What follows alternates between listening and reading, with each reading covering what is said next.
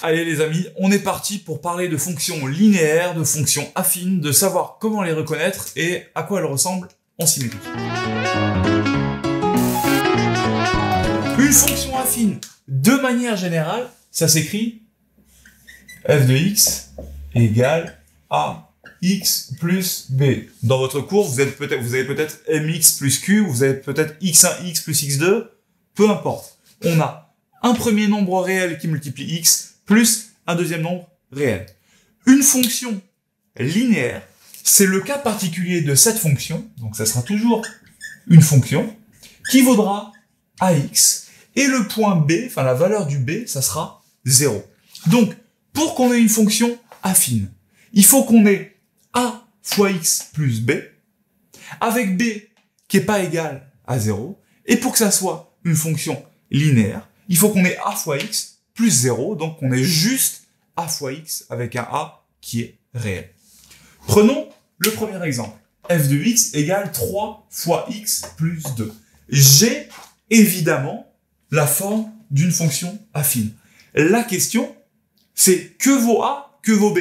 Dans ce cas-là, c'est facile. On sait que b, c'est celui qui est tout seul ici. Donc ça, ce plus 2, ça va valoir b. A, c'est ce qu'il y a devant le x, donc c'est 3. On peut même pousser plus loin en disant que b, son petit nom, c'est l'ordonnée à l'origine, et que a, son petit nom, c'est le coefficient directeur, mais on n'en est pas encore là.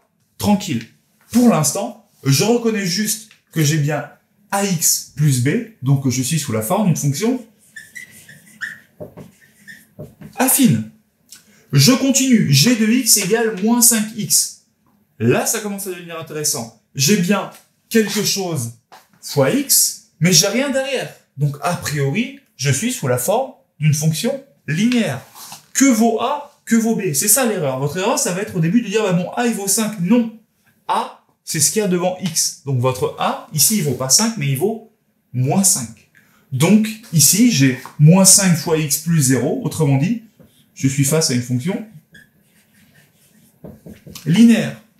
On continue. h de x égale 2x au carré plus 1. Ben, c'est super, j'ai un a, j'ai un b. Non. Vous n'avez pas un a et un b. Parce que a, c'est ce qu'il y a devant x. Or, mon 2, il n'est pas devant x. Il est devant x au carré. Donc, ce truc-là, si j'ai un x au carré, elle est ni affine, ni linéaire. Attention, hein. h de x égale 3 moins x. Là, ça commence à devenir marrant. Parce que vous vous dites, chelou, j'ai un 3, donc j'ai un b, j'ai un moins x, qui pourrait être mon moins 1 fois x, donc qui pourrait être mon a fois x, mais c'est pas dans le bon ordre. C'est pas grave.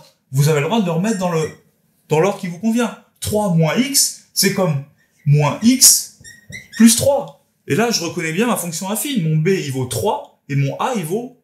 Combien il vaut mon a? Ben, moins x, c'est comme moins 1 fois x plus 3. Là, j'ai a, et là, j'ai b. Donc, cette fonction-là, h de x, c'est bien une fonction affine. On continue. I de x égale moins 2. Ouf. Là, ça commence à devenir compliqué. Donc, moins 2, il n'y a pas de x. Donc, vous vous dites, s'il n'y a pas de x, c'est pas une fonction affine, il y a une fonction linéaire. C'est pas vrai.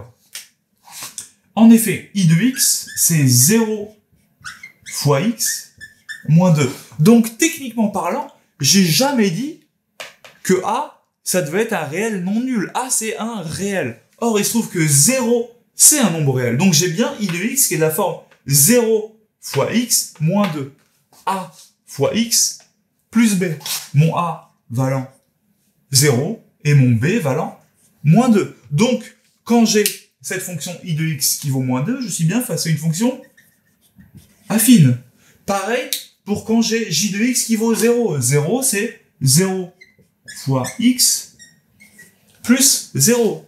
C'est une fonction linéaire, même si j'ai pas un a qui est non nul. Donc là, je suis face à une fonction linéaire. On vous a mis des petits exercices en dessous qui commencent tranquilles comme ça, qui sont de plus en plus compliqués. Entraînez-vous, c'est que le début, ça va être terrible. Vous êtes des champions. Now go!